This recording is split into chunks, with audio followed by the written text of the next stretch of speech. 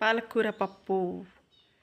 ముందుగా గంట ముందు నానబెట్టుకున్న కందిపప్పు కుక్కర్లో వేసుకొని పచ్చిమిర్చి, ఆనియన్స్, చింతపండు, పసుపు, 2 స్పూన్స్ కారం, 2 స్పూన్ల ఉప్పు,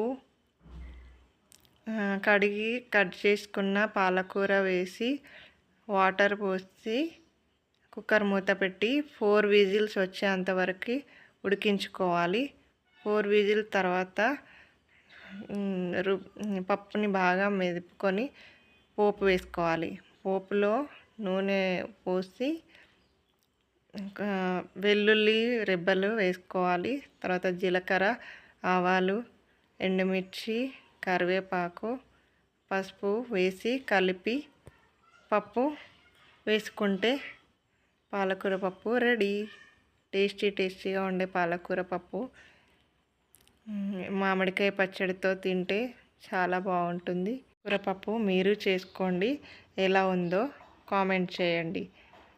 సాటర్డే స్పెషల్ పాలకూర పప్పు చాలా బాగుంటుంది రైస్లోకి.